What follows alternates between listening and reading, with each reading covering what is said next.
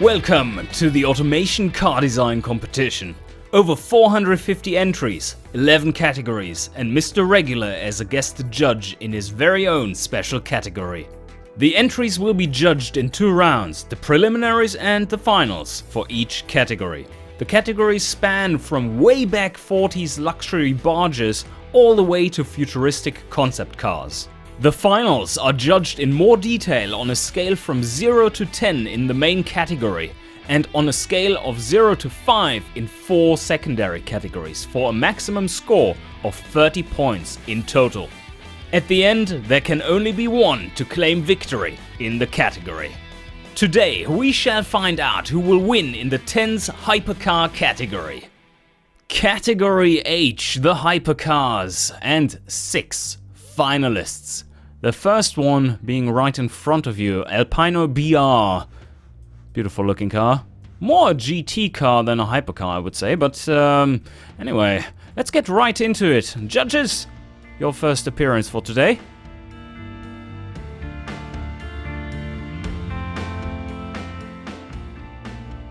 The car has red looks, a cool front and a very Italian flair, but it does not fully convey the feeling of a super or hypercar. The car has some supercar, even hypercar vibes. It reminds me some flamboyant Italian Super Turismo Coupe on the front, but the rear doesn't work as good. Strongly reminiscent of a Ferrari GTC 4 Lusso, an F12 but shooting brake, and all-wheel drive. But the hood looks like Mansory got their hands on it, and you know what Mansory does to Ferraris. There is not one single element that repeats. It does not feel coherent. Front and rear don't look connected as much as they could. I'm not getting the strongest feel of cohesion here. It could be worse, but it isn't exactly unified. Letter alignment is not OCD triggering, and some nice work on the front. There is a good lettering and very well crafted front grille that works very well. The front fascia, very good. Much of the rest is a bit messy, a bit careless. Nothing especially creative though. Usual standard use of fixtures on the cars. Carving big shapes with the closed vents on the back is very modern, quite hypercar. Aside from that, I don't see anything too striking. Stat-wise, it's more of a super than a hypercar. Overall decent though. No quality slider abuse and extensive use of carbon fiber. A proper hypercar. Spares, no expense, exotic drivetrain. However, the tyre choice leaves it wanting in the grip department.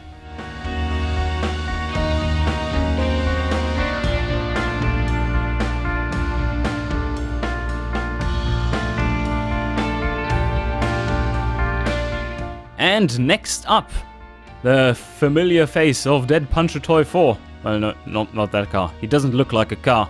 But anyway, this car is our second finalist, and the judges have to rule on it. Let's hear them.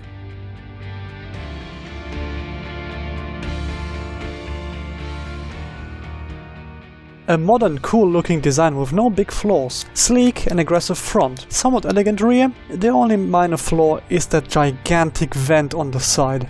Again, a lot of inspiration were taken from Italian and British hypercars. Very aggressive front and nice flowing rear, but the huge side vent is a no. Edgy, provocative, futuristic and full of aerodynamic tricks. The front is great, it's basically a sexier Celine. The rear seems to combine the most awkward elements of Ferrari and McLaren. I'm not as great a fan there. There must be some kind of flowing theme that I don't get. The car feels the same though. The extremeness of the design keeps consistent from front to rear, but nothing specific. This is one occasion where simpler and cleaner on the rear may have improved consistency. A great vent flow and placement in strategic spots like the B pillar and shoulders. Good flow of the vents on the pillars and of the taillights. The front details are a bit bold. Very heavy reliance on a single type of vent, but for reasons I understand. Nice use of vents as exhaust pipes, as well as the idea of a retractable wing. Nice use of the fixtures to simulate a retractable rear wing and the use of vents as exhaust. Designing a hypercar is pretty much an invitation to go ham on the rear diffuser. This isn't the most out there I can think of, but a fair crack was given. Props for alluding to the active wing. Decent use of quality sliders and the good choices lead to a decent market score. Compared to others, the wide quality sliders used delivers a poorer market reception with an higher cost. With a sharper, sportier focus, this mouseboard delivers face-rearranging performance to assert its hypercar credentials.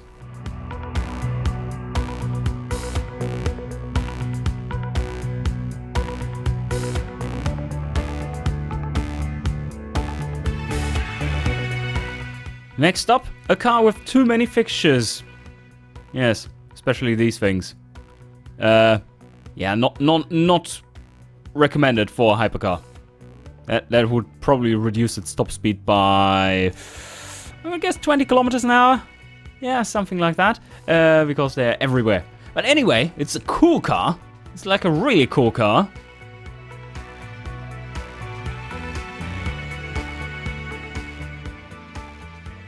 Very brutal and crazy design that feels more like a track day car than a hypercar. It looks great, but not fitting.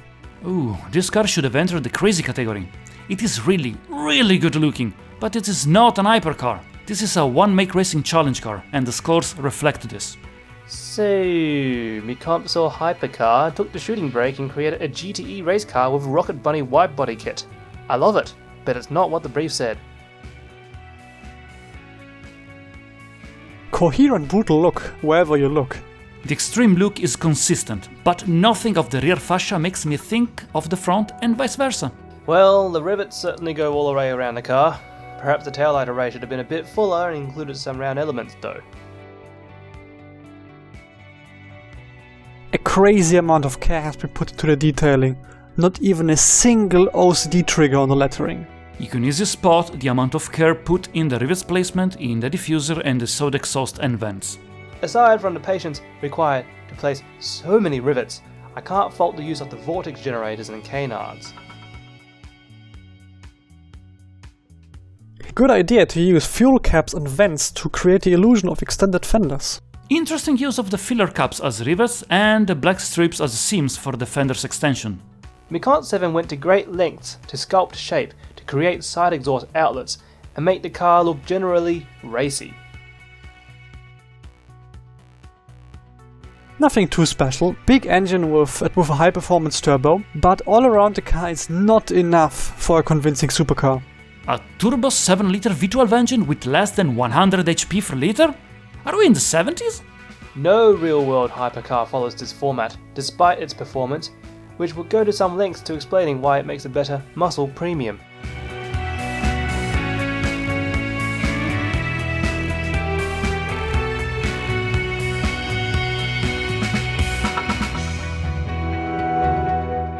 And next up is Mr. Chips with this rather elegant design. Way much power. Maybe not too much, but it's a lot. It's a lot. 1,100 horsepower. Beautiful, elegant design of the rear. Yeah, really like this one. All right, but that doesn't mean anything. So let's hear the opinions that matter.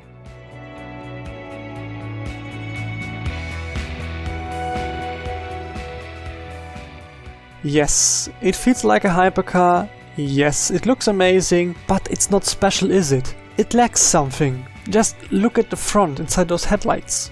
Aggressive and hypercar looks throughout all the car, even if it doesn't look ultra detailed like the other finalists. As a personal taste, I don't really like the headlight shape. Wow, here we go, something properly wild and powerful. Finally, we get 4-figure outputs and crazy looks to match. Do I like it? Those front headlights are a bit much. Is it hypercar? Most definitely. The car has a coherent look and feel. Elements like the headlight invert on the rear.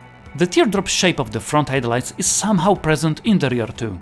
A decidedly organic, vernacular outlook provides the unified theme underneath all the madness. A lot of work has been gone into the headlight and taillight composition. The front headlights are well done, and the stretched vents on top of the side panels are really nice. I think the rear details are very effective. The front, well, a bit more careful selection of the lower grille may have helped. A lot of crafting went into those headlights, even if I don't like them. Powerful engines need careful cooling, and he placed vents in good-looking yet very sneaky ways. Good work on the rear diffuser composition and the side stretched vents close to the door handle. Vents that go where no vents dare go. Nice. An overkill engine that needs loads of cooling and has extreme fuel requirements could have been better. The very big flaw in this car is the mandatory 100 RON fuel, reducing the demographic score by 30-40 points. This would be a superb hypercar to a fault. The fuel requirements really kill its usability.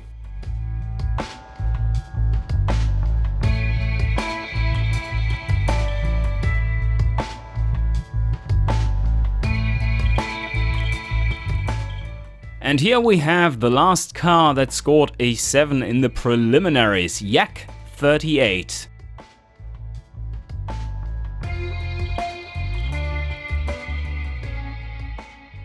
It's a great Super Gran Turismo, but it's not a hypercar really. It still looks great though.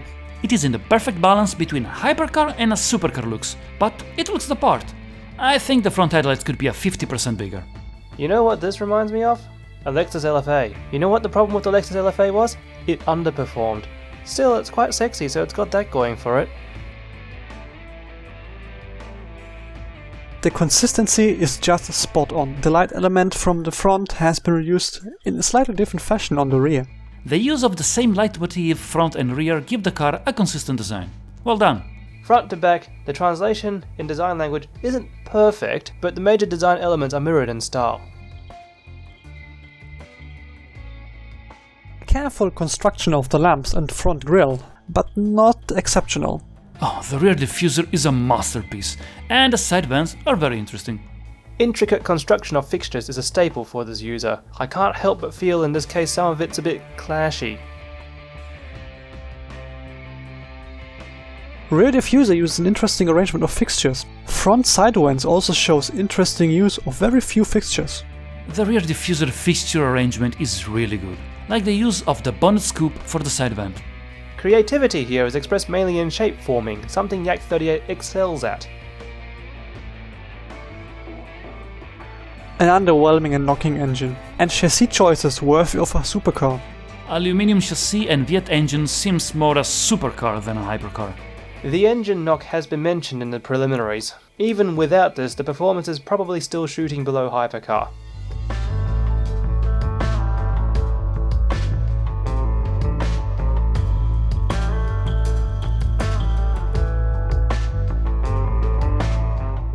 And last but definitely not least is MJ Decker. This is the only car that reached an 8 in the preliminaries, and thus he is last to take the test against the judges.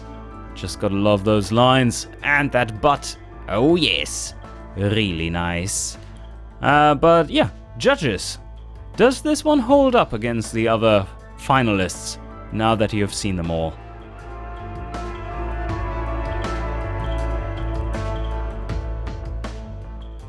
A very convincing hypercar. That's how it should look like. Exciting, weird, different, plainly awesome.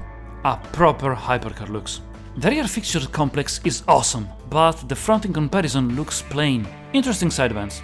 The rear end is properly wild. It simply can't be matched by a very understated front. There is some dissonance between the front and the rear, but it has a theme of madness still going on. There is too much different from the rear and the front, and that hurt the score. I feel the element usage is broadly matched, although the conformity on the front detracts from the overall impression. The rear is simply stunning in terms of detailing. Everything is well done there. The front could need some more love. The rear complex is really awesome. The side vents are well done, and the headlights are also an example of detailing. Fixture placement is quite messy. Had more care been taken, the lines would be stronger, but I commend the intricacy of the rear diffuser. The diffuser is a ton of vents. Unexpected. Interesting use of fixtures to imitate the diffusers on the rear and the side vent cover. Some lateral thinking was definitely required to come up with this design. The looks are hyper, the performance is super. An engine with a bit too little power for a hypercar and extreme oversteer. Again, we are looking to a hypercar turbo engine that delivers less than 100 horsepower per liter. For something so extreme in appearance, it appears to have similar performance to an Audi R8 V10 Plus. The heavy oversteer is also an issue here.